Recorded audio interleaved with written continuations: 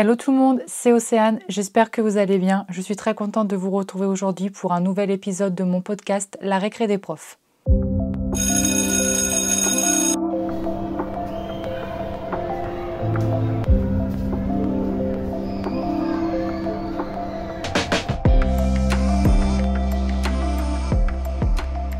Aujourd'hui, dans ce nouvel épisode, je vais vous partager ma rentrée des classes en tant que professeur des écoles, puisqu'à l'heure où j'enregistre ce podcast, nous sommes le samedi 6 septembre et donc la première semaine de rentrée s'est écoulée, la fameuse semaine de rentrée en tant que professeur des écoles. C'est vraiment quelque chose, c'est très particulier, on reviendra dessus après, mais voilà, en tout cas, elle est faite et donc je voulais partager avec vous la rentrée et puis ensuite partager des petites anecdotes de mes rentrées précédentes un petit peu rigolotes, ainsi que vos meilleures anecdotes que vous avez partagées avec moi sur Instagram. Et on finira cet épisode avec des petits conseils pratiques que je vais vous donner pour la suite de l'année. Qu'est-ce qu'on va faire en fait tout simplement une fois que la rentrée est passée? Qu'est-ce qu'on fait? Ceux qui ne me connaissent pas ou pour ceux qui ont oublié peut-être. Donc moi je suis professeure des écoles depuis 8 ans et ça fait donc 7 ans que je suis titulaire. Je suis en fait titulaire secteur, ça veut dire que je n'ai pas encore ma classe à moi, mais je fais les décharges en fait des temps partiels, des directeurs, etc. Donc je complète les collègues sur leur classe. Et donc la première année j'avais 2 classes à mi-temps, une classe en maternelle de toute petite section et une classe en élémentaire de CE2.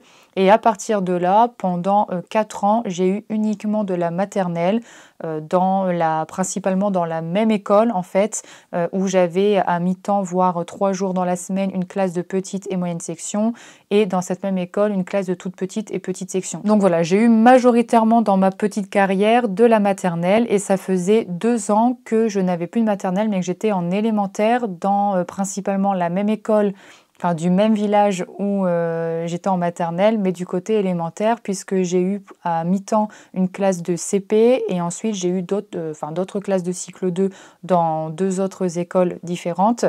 Et puis l'année dernière, j'étais dans la même école dans laquelle je suis depuis 6 ans, mais côté, du coup, vous l'aurez compris, élémentaire, avec toujours cette même classe de CP et une classe à mi-temps de CM1. Voilà. Et donc, en fin d'année, j'avais formulé mes vœux, j'avais demandé en priorité à rester dans cette même école, donc j'allais avoir à peu près les mêmes niveaux, me semble-t-il. Et si ce n'était pas possible, j'avais demandé à avoir de la maternelle uniquement, puisque j'avais très envie de retourner en maternelle. C'est, je pense, au final, le cycle 1 que je préfère, et ça me manquait un petit peu, donc si ce n'était pas possible, je voulais retourner en maternelle. Chose qui s'est réalisée, du coup, je n'ai que de la maternelle, mais pour moi, cette rentrée avait une saveur particulière puisque du coup, j'atterris dans une toute nouvelle ville que je ne connais absolument pas, dans une nouvelle école avec des nouveaux collègues, des nouvelles ZSEM, des nouveaux parents, des nouveaux élèves, etc. Donc vraiment une vraie nouveauté. Et moi, je suis quelqu'un de nature anxieuse, voilà, et j'aime bien mes repères. J'ai du mal en fait avec tout ce qui est imprévu, nouveauté, etc. Et donc, forcément, pour moi, là, cette rentrée, elle était particulièrement stressante puisque, voilà, je découvrais tout. J'arrive, vous savez, un petit peu comme la nouvelle élève qui arrive dans une classe ou bien quand on rentre au collège, vraiment ce sentiment comme ça d'être la petite nouvelle qui arrive. Et donc, je peux vous dire que les quelques jours avant la rentrée de lundi et n'en parlons pas le dimanche, particulièrement dimanche soir, j'étais dans un état pas possible de stress, d'anxiété, de peur. Enfin vraiment, j'étais vraiment pas bien du tout. Et au final, la rentrée s'est bien passée dans l'ensemble. Franchement, ça va. Donc le lundi, j'étais dans la classe du directeur, dans la classe de grande section, avec seulement 14 élèves. Donc ça, pour le coup, c'est vrai que c'est une véritable chance. Donc c'était assez plaisant de retrouver des plus grands. C'est vrai que les grandes sections, c'est pas un niveau que j'ai beaucoup eu en maternelle. Donc ça va me permettre de découvrir un petit peu. Ça s'est bien passé. Bon, après, il y a des élèves, on sent qu'ils ont quand même déjà leur petit caractère à cet âge-là. Voilà, dès le premier jour de rentrée, avec certains, ça a été un petit peu compliqué.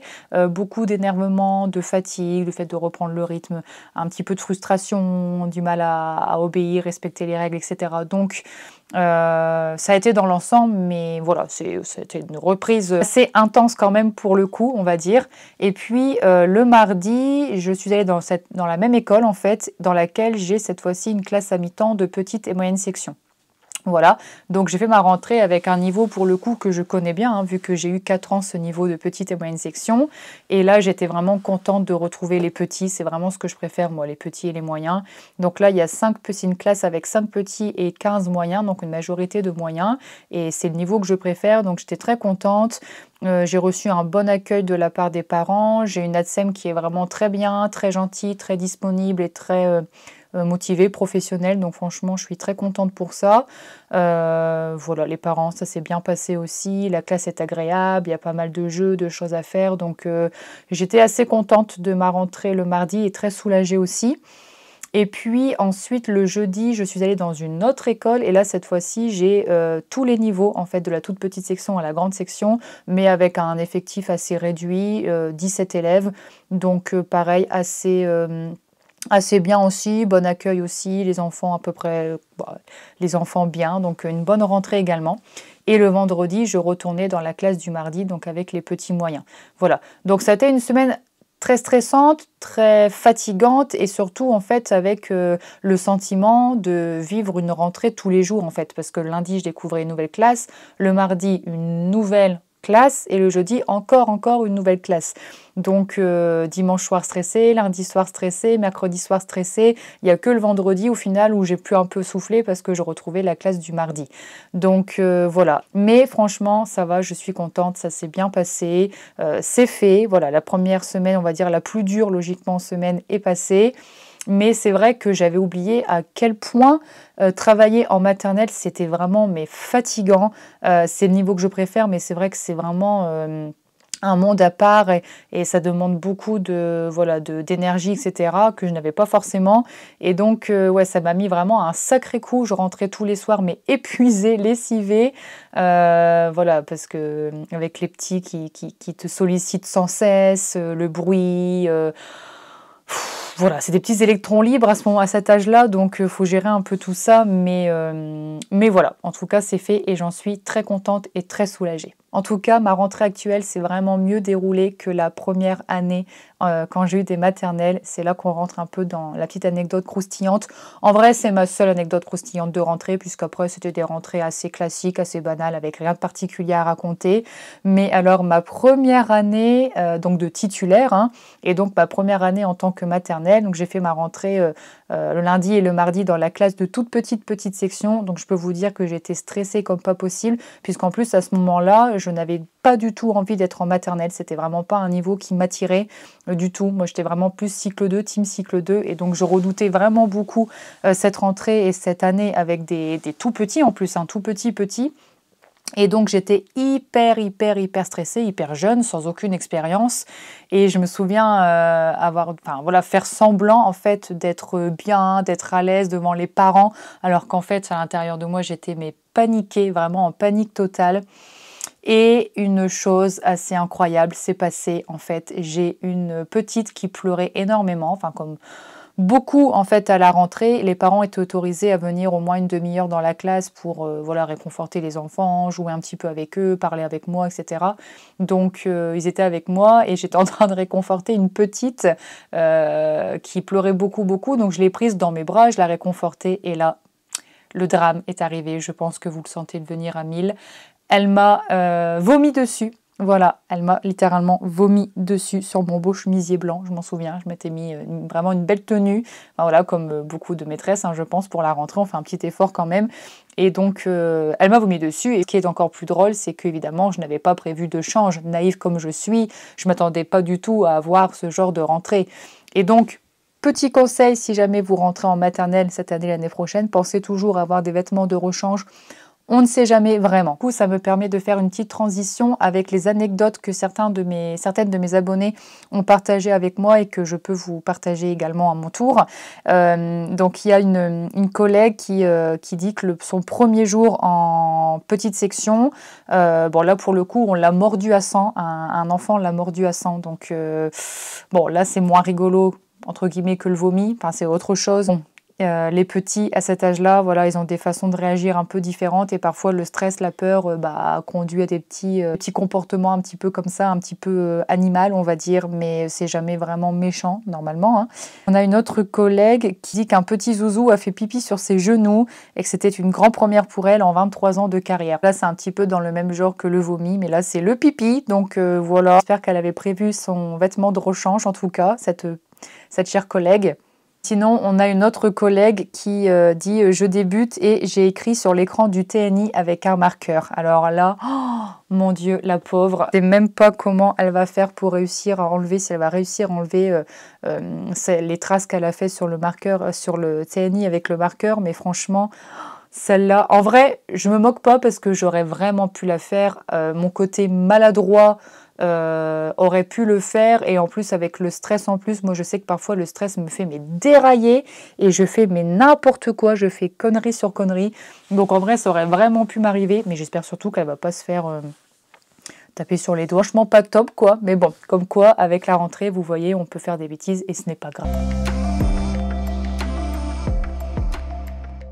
Et donc maintenant que je vous ai partagé ma rentrée ainsi que quelques anecdotes, je voulais prendre un petit temps pour vous rassurer. Enfin, en tout cas, c'est mon objectif et j'espère que ça marchera.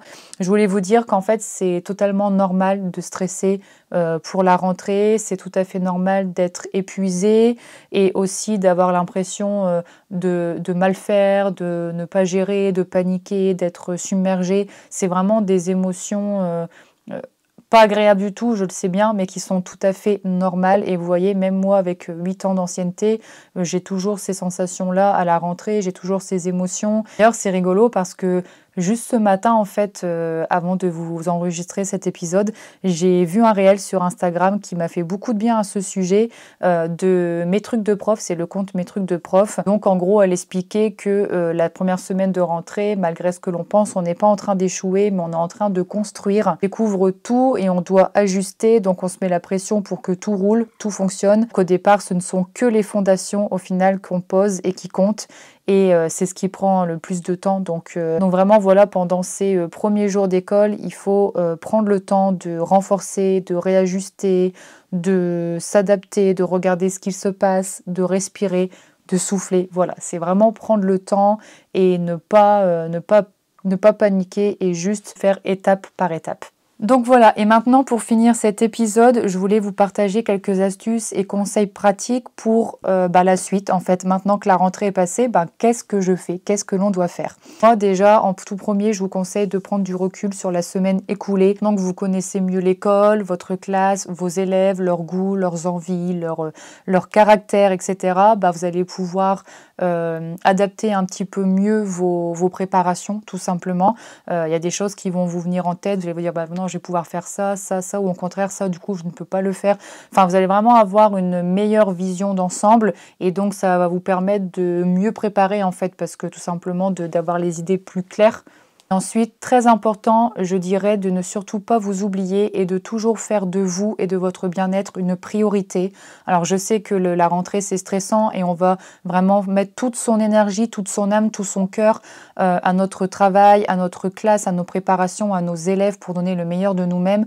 Mais surtout, je vous en supplie, ne vous oubliez pas parce qu'en fait ça va vraiment être contre-productif et c'est vraiment au final pas le but. Classe, vos élèves, oui, certes, ils sont importants, mais vous l'êtes encore plus. Pensez à vous créer une routine avant l'école, pendant l'école, par exemple, à la pause méridienne le midi, et puis le soir en rentrant, une routine vraiment bien-être qui va vous aider à être vraiment beaucoup plus en forme et beaucoup plus détendu. Et enfin, en dernier grand conseil, je dirais de bien vous organiser dès le début de l'année, parce que ça va conditionner en fait le reste de votre année et ça va vous permettre en fait de vivre votre année vraiment de manière plus sereine.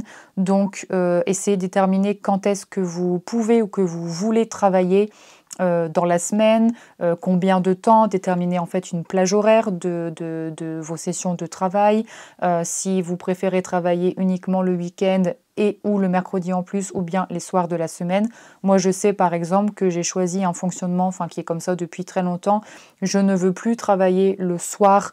Dès que je rentre de l'école à 17h, 17h30, je ne fais plus rien d'autre pour l'école. Je me suis fixé en fait 2 matinées dans la semaine. Donc, le dimanche matin par exemple, je prépare pendant à peu près 2-3 heures ma classe du lundi et ma classe du mardi. Et ensuite, l'après-midi, elle est off, elle est libre pour faire ce que je veux. Et le dimanche matin, pareil, pendant 2-3 heures, à mon avis ce sera plutôt 3 heures, je prépare ma classe du jeudi et ma classe du vendredi. Voilà, donc moi je me fais 2 grosses sessions comme ça. Après, à vous de déterminer ce qui vous correspond le mieux ou ce qui est tout simplement ce qui est possible pour vous par rapport à votre famille, je ne sais pas, les enfants, etc. Juste fixez-vous vos jours et horaires de travail, c'est très important. Essayez vraiment d'être régulière par rapport à ça. Vous verrez qu'à partir de là, vous vous sentirez beaucoup plus rassurée, beaucoup plus soulagée et sereine.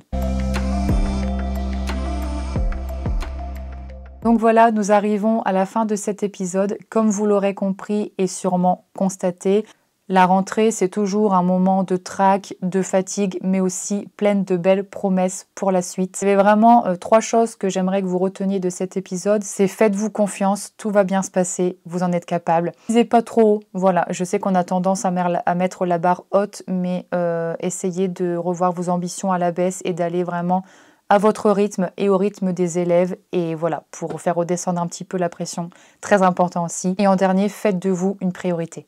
Ces 3 conseils vraiment vous permettent d'être à moyen et long terme une maîtresse plus sereine et donc une maîtresse plus performante pour vos élèves. Et c'est tout l'objectif de notre métier. Voilà, j'espère que ce nouvel épisode vous aura plu. Merci pour votre écoute. Si vous m'écoutez depuis une plateforme de podcast, pensez à noter mon podcast pour m'encourager et me soutenir pour la suite, ça me ferait très plaisir. Vous pouvez également partager cet épisode à une collègue ou à une copine prof qui pourrait avoir besoin de certains conseils que j'ai donnés dans cet épisode. Si vous me regardez et m'écoutez sur YouTube, pensez à liker cette vidéo si elle vous a plu, à vous abonner à ma chaîne si ce n'est pas encore fait pour plus de contenu dans ma vie quotidienne de maîtresse. En attendant de se retrouver dans 2 semaines pour un nouvel épisode de podcast, je vous souhaite de passer de bons moments en classe. Profitez bien et on se dit à bientôt pour un nouvel épisode. Ciao!